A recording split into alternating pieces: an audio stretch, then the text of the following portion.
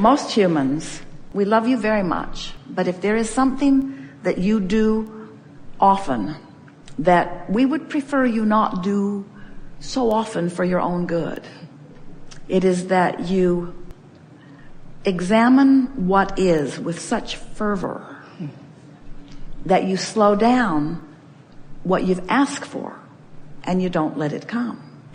Your awareness of what is mostly what's active in your vibration. So you either got to be a really good sifter where you're just looking for things to appreciate in what is, or you've got to be a better visualizer so that you're imagining more of what you want, or a really good meditator where you quiet your mind to deactivate, but you have to do something to slow that momentum. Because law of attraction is going to keep it going. Your vibration is where you last left it on every subject, you see. So unless you decide to do something different with it, it's going to carry on. When you get tuned in, tapped in, turned on, and the way you do that is by thinking about why you're doing what you're doing. When you think about how it's going to unfold, or who's going to be there, or the details that you don't yet have the answers to, that usually makes you feel uncomfortable. That's really a strong source of anxiety, because those are questions that you don't really know the answers, and so you feel insecure in that. But when you think about what you want and why you want it, why are you doing this?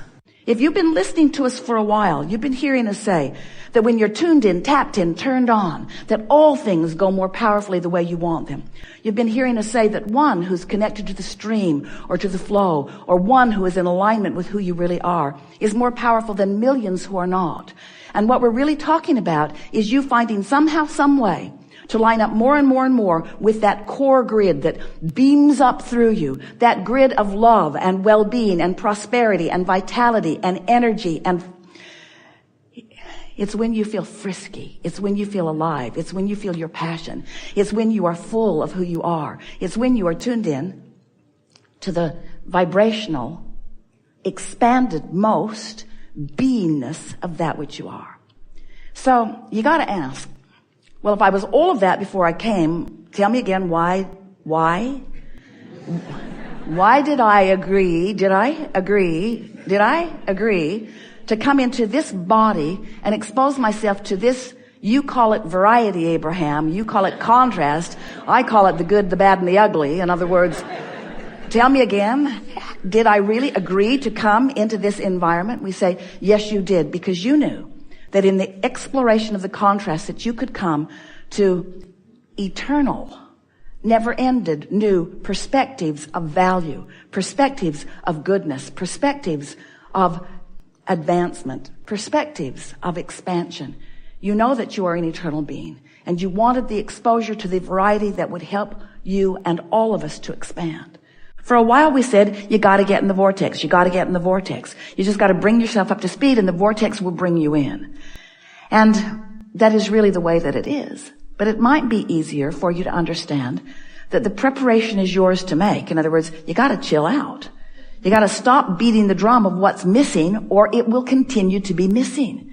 Because the whole time you're beating the drum of, I don't have enough money, or my lover hasn't come yet, or I don't have this, or this opportunity isn't presenting itself to me. I feel that I'm on the verge, but it doesn't quite ever come home to me. As long as you're beating the drum like that, you're holding yourself in vibrational opposition to the very things that you're asking for. So you and what you want are not showing up at the same place at the same time. One of the things that our physical friends most often misunderstand is that you are the leading edge of all that we are. You are the leading edge out here exploring pioneers, exploring variety, and coming to powerful, important new conclusions. But what goes wrong for you from your perspective is that often life causes you to know that you want something. You want more love in the world. You want more well-being. You want all of the children to be eating.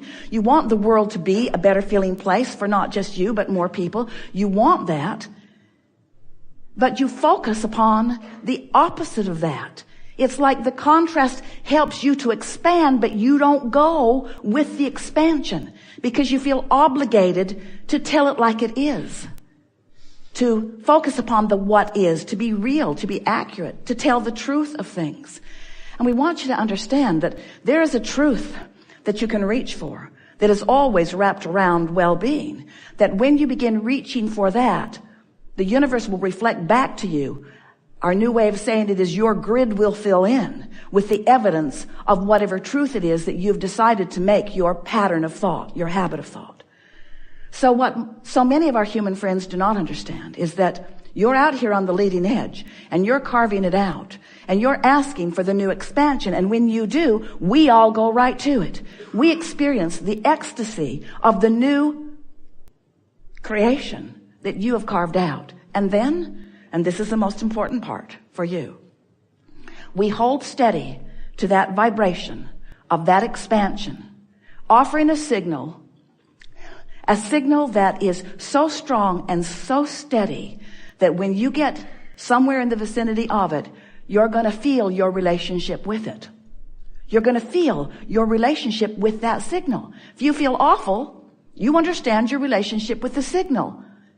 It's beaming one vibration, you're beaming another. It's pure positive energy, you're not. And what we really want you to hear is that nothing ever happens that is a vibrational mismatch to what's going on. So the discordant part of it is a misunderstanding of what really was going on vibrationally. Let's start in this place. Sometimes you don't really know that you want something until you really know that you don't want something. Oh, yeah. Sometimes you don't really know that you don't want something until you really know that you want something. Mm-hmm.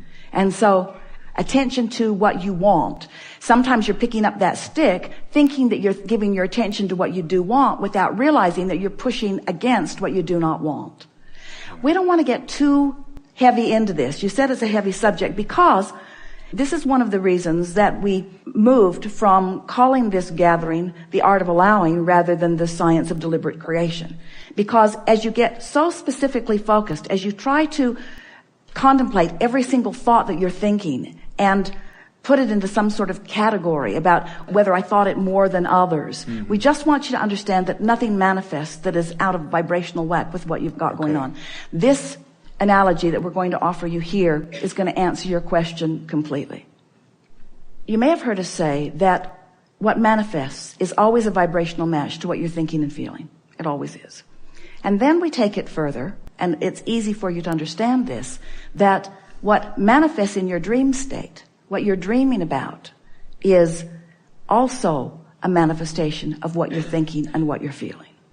But we want you to focus for just a little bit that your dream and your real life experience, but it's easier to hear it about the dream. Your dream is showing you a perfect representation of the essence of what you've got going on vibrationally. But the details fill in with what you've been thinking about recently. Sometimes people say, oh, I had this dream and it was weird because it was people I didn't really know, or it was about this specific thing that I saw that on television the other day, or oh yeah, I saw that in a magazine the other day. So you're filling in the details with stuff that's still active within you. But the happening within it and the way the dream caused you to feel is the true meat and substance of the creation, as is what's manifesting. And so the details of it, they're just the filler. I say. It's sort of like the plot to the movie is the plot. Right. And then they put all that other stuff in just to make you feel like you got your money's worth with all the action scenes. So we want to call your attention to your point of attraction. We could even say to your point of allowance. And we want to pose the question to you. We've not stated it to you before in this way. What do I need to do standing in my physical body to allow all of this vibrational reality that apparently, Abraham says, I've been creating for a long time. It's where all the things I want exist. What do I have to do so that those wanted things can come to me in tangible, manifested form? I appreciate, Abraham, you're telling me that they're there. But until I can see them and hear them and smell them and taste them and touch them, I'm not that excited about them. So what do I have to do so that I get the reality that I'm seeking? And we say, you have to prepare yourself vibrationally. You have to stop feeling the absence of it more than the presence of it, or the presence of it can't come. You have to find a way to stop beating the drum of the absence of it, which in simple terms means you got to stop being so specific about what isn't coming and more general about why you want it. And if you'll train yourself into that less specific opposing vibration, then it will come. Does that make sense to you? One of the primary reasons that we've been so delighted with analogies that we offer, like the vortex, and now like the grid, is because it helps you to understand the law basis behind everything that you're experiencing in a way that can begin to help it make more sense for you. So a lot of people, rather than trying to figure out the vibrational basis of things, are more aware of what they are offering in terms of action or behavior. And that's what you're doing here. Rather than so much in terms of the way you feel, and we'll guide you a little bit in that here in a minute. You're talking about, I did this, and then I did this, and then I did this, and then I did this, and then I did this. And once I did this, then this happened. And once I did this, then this happened. And what we want you to start thinking about a little bit more, we've been saying to a lot of people on a lot of topics, is don't try to fill your grid in. Don't stand in the absence of something that you want. You're trying to figure out, well, I should be doing this. I shouldn't be disinterested in sex. That's not normal for a sexual being like myself, and for someone who has had such pleasure from it. That's not normal for me. And yet I'm not called to it, because that's the best thing about a discussion about sexuality. Napoleon Hill wrote a chapter in a book years ago called Sexual Transmutation in his Think and Grow Rich book. And the reason that he took the subject of sexuality as such a key piece in his book is because that was a subject that he knew that most people understood what that sexual calling is. In other words, it's something that when it calls, all logic goes out the window. Nothing else makes any difference. In other words, you can legislate it. You can chop people's heads off for it. Teenagers are still going to be back in their cars having sex. And the reason is because the calling is a very, very strong calling. And we want to put into the context of it's the grid filling in. In other words, lots that you put into your vortex when you get up to speed with it. And we're not saying that every sexual experience is the grid filling in. But when it's really good sex, it is the grid filling in. When you're really feeling strong about it. And so really what this conversation is more about is that you had other things that were more active in your vibration that the grid was filling in about. And so there isn't anything out of alignment in the fact that your grid is filling in one area of your life and maybe not in another. You see what we're getting at? So then you go along and you were consumed by your discomfort while you were working there in Wall Street. And then you felt the calling to do something else. You really didn't even know what you were going to do. You just knew it wasn't going to be that. And then the ideas kept coming as you came more in alignment with who you are. The ideas kept coming. And as you get more in alignment with who you are, the sexual calling always comes stronger when you're more in alignment with who you are. Just don't be so ready to fill the grid in. Let the grid fill in.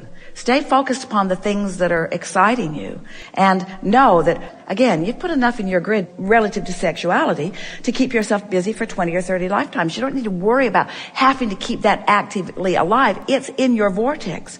And when the timing is right, you see, this is the thing that's most significant. You've put all kinds of things as you've had interaction with different people, conversations, even things that don't have anything to do with sexual interaction. You are defining who you are and who you like to be with and how you like it to feel. A sexual relationship is much more than the physical intertwining. It's about the intellect of the person. It's about the vibration of the person. It's about how this person is in relationship with their inner being. It is so much more complicated than just, I see you and you're the one that I'm choosing and now I'm going to find a way to have this experience with you. It's way more complicated than that. So we've been saying a lot recently that when you really hear us, and you have been, and you really get that your work is about the preparation of your grid period, which means not pinpoint the specifics of the subjects that you want to live in specific detail, but find as much fun as you can find, and as much love as you can find, as much appreciation as you can find, and as much satisfaction as you can find, and as much comfort as you can find, and as much well-being as you can find. Reach for thoughts and behaviors that feel good to you. And as you come into